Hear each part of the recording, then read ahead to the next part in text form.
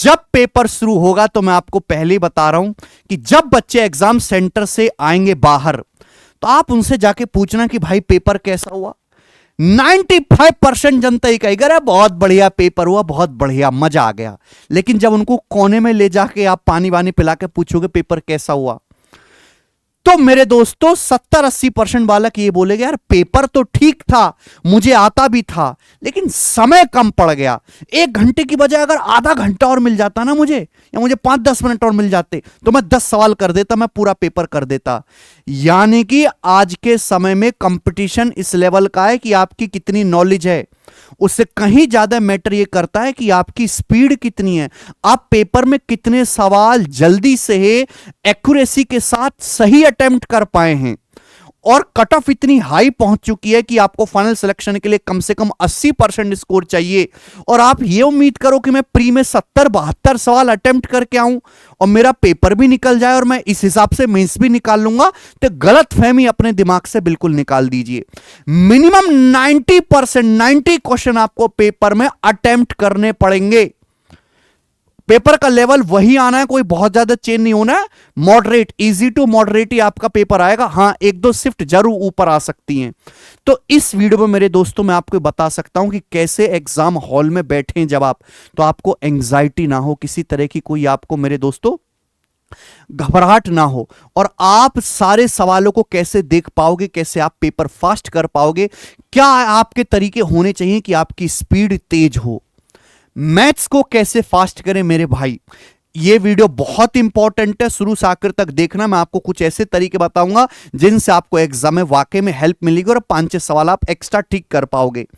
देखिए दोस्त, चारों सब्जेक्ट आने, मैथ्स, इंग्लिश, रीजनिंग, जीएस, और सभी के 25-25 सवाल आने। ऐसा नहीं कि मैथ्स का सवाल की वैल्यू ज्यादा है और जीएस के सवाल की वैल्यू कम है, सभी की औकात बराबर बराबर है।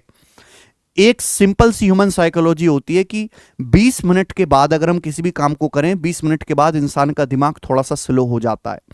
तो ज्यादातर जो टॉपर है, हमारे बहुत सारे बच्चे सिलेक्ट हुए, मैं सबसे पूछता भी हूं, तो सब यही कहते हैं कि जब हम पेपर में बैठते हैं तो सबसे पहले हम मैथ्स वाला सेक्शन अटेंड करते हैं। एक्चुअली जब आप एग्जाम में बैठोगे तो शुरू शुरू में आपका जो दिमाग वो बहुत ज्यादा फास्ट काम करेगा। उसके बाद जैसे जैसे समय बीत जाएगा, घंटा कंप्लीट होने की तरफ होगा, आपके दिमाग की एफिशिएंसी कम होती जाएगी।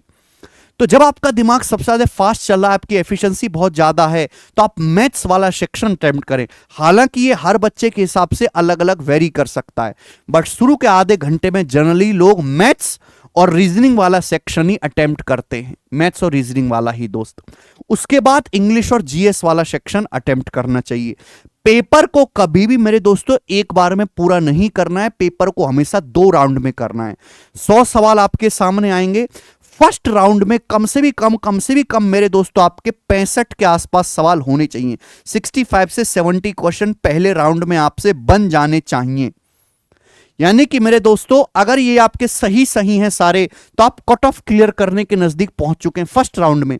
हमें सवाल को स्किप करने की भी आर्ट होना चाहिए, सॉल्व नहीं करना है, स्किप भी करना आना चाहिए कि इस सवाल को मैं कर तो लूंगा पर ये समय लेगा, या मुझे इसमें सोचना पड़ेगा, या हो सकता है इसमें टाइम ज्यादा लगेगा भैया। तो ऐसे चीज उसमें क्या करें कि आप स्किप कर दें, उसको बुकमार्क कर दें और उसको सेकंड राउंड में सॉल्व करें।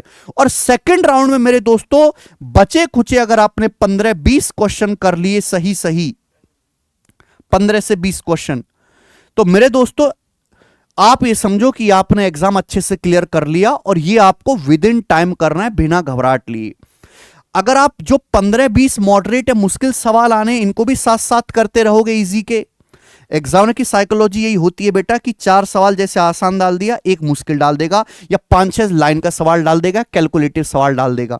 अगर आपने इस पे ज्यादा स्ट्रेस दे दिया तो आने वाले जो अगले 4 इजी सवाल हैं आप उन पे ध्यान ही नहीं दे पाओगे, आपके दिमाग में ही चलता रहेगा।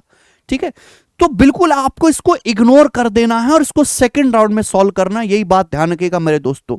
और जी हां, मैथ्स का लेवल इतना ही आ रहा है कि आप उसको 15 से 20 मिनट में कर सकते हैं वाकई में, क्योंकि सवाल सॉल्व नहीं करने होते भाई, वो जमाना बीत गया जब हमें सारे सवाल पूरे के पूरे सॉल्व करने पड़ते थे।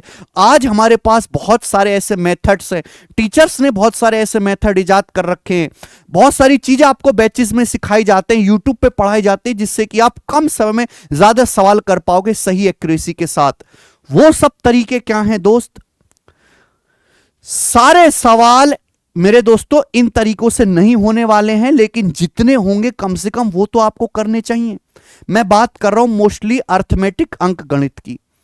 आपको यूनिट डिजिट इकाई का अंक चेक करना है मेरे दोस्तों। अगर आप देखते हैं कि मेरे पास 4 ऑप्शन है, हर ऑप्शन के इकाई का अंक अलग अलग है, लेकिन आंसर अप्रोक्स नहीं है, आंसर एग्जैक्ट है, तो मैं इसे सवाल को पूरी कैलकुलेशन क्यों करूंगा? मैं केवल यूनिट डिजिट इकाई का अंक मैच करूंगा मेरे दोस्त। बहुत हेल्प करता है मेरे प्यारे भाई। अगर आपने पेपर में 1 या 2 सवाल भी ऐसे कर लिए तो आपने 40 सेकंड बचा है ना, वो 40 सेकंड मेरे दोस्तों आप रीजनिंग के मुश्किल सवाल में लगाओ, वो इंग्लिश के पैसेज में पढ़ने में आप लगाओ। उसके बाद मेरे दोस्तों मल्टीपल चेकिंग सवाल में मेरे दोस्तों आप ये देखो कि आंसर 8 से कटेगा, 11 से, 13 से, 17 से, 23 से, किस संख्या से कटने वाला नंबर आंसर बनना चाहिए, बहुत हेल्प होती है इससे।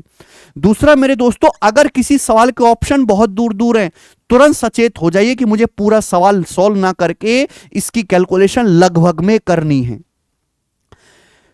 पेपर में 2 सवाल, 1 या 2 सवाल जरूर ऐसा आएगा जो हिट एंड ट्रायल से ही हो जाएगा, मतलब आप सवाल पढ़ के ही उसका ऑप्शन गेस कर पाओगे कि हां यही सवाल का आंसर हो सकता है।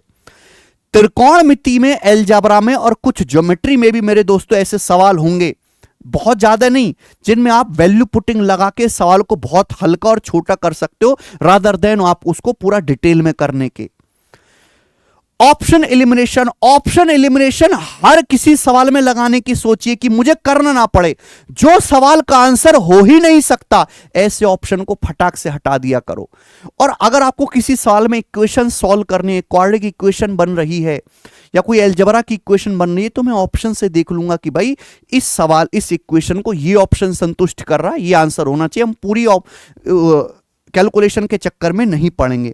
और डिजिटल सम एक ऐसा टूल है मेरे प्यारे भाई जो बहुत लंबी लंबी कैलकुलेशन को कम समय में आपको करके देगा। बहुत सारे बच्चे जब मॉक टेस्ट लगाते हैं या खुद सेल्फ स्टडी करते हैं तो इन सब मेथड का इस्तेमाल ही नहीं करते।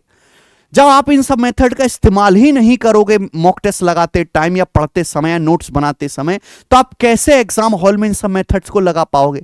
हर चीज प्रैक्टिस के थ्रू आती है, प्रैक्टिस के थ्रू। अगर हम बच्चे को केवल बेसिक बेसिक मेथड ही पढ़ाएंगे और ये सब चीज सिखाएंगे नहीं, तो बच्चा कभी इनका इस्तेमाल सीखेगा ही नहीं, और बच्चा तो फिर पेपर सही तो करेगा लेकिन समय लेगा। समय नहीं लेना है। और आप कहोगे सर ये तो अर्थमेटिक में होगा, हम एडवांस मैथ में क्या करेंगे? जब से टीसीएस आई है ना मेरे भाई, अर्थमेटिक मैथ पे ज्यादा जोर है, एडवांस मैथ का लेवल उतना नहीं है जितना 2016 से पहले होता था।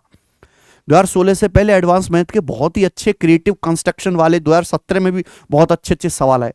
आजकल एडवांस मैथ के ज्यादातर क्वेश्चन जो हैं, 1-2 सवाल को अगर हम हटा दें तो सीधे फॉर्मूला बेस्ड आते हैं, थ्योरम बेस्ड। यानी कि अगर आपको थ्योरम और फॉर्मूला बहुत अच्छी तरीके से रटे हुए हैं तो आप एडवांस मैथ के सवालों को कर ले जाओगे। तो एडवांस मैथ में एक ही चीज मैटर करते कि आपको हर एक फॉर्मूला याद होना चाहिए, हर एक शॉर्टकट आपको पता होना चाहिए, आप कर ले जाओगे मेरे दोस्त। ठीक है, 2017 से पहले हम जिस तरीके से मैथ पढ़ते थे ना, टीसीएस के आने के बाद वो बिल्कुल चेंज हो गया।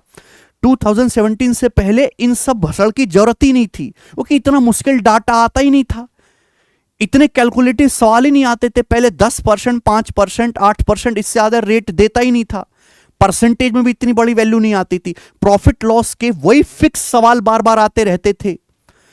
तो उस समय ऐसे बहुत सारे लोग इंस्पेक्टर बने, ऐसे बहुत सारे लोगों ने सिलेक्शन लिया है जिनको इन सब मेथड्स की कोई जानकारी नहीं थी, ना इन सब चीजों से सवाल करते थे, और वो सिलेक्टेड हैं, क्योंकि तब जरूरत नहीं थी। लेकिन आज समय बदल गया है।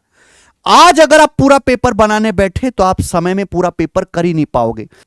अरे जब सारे हथियार हमारे फेल हो गए है ना, हमने सुई से लेकर तलवार तक सब यूज कर लिया, तो अब सिंपल बेसिक कैलकुलेशन कर लो, उसको किसने रोका है?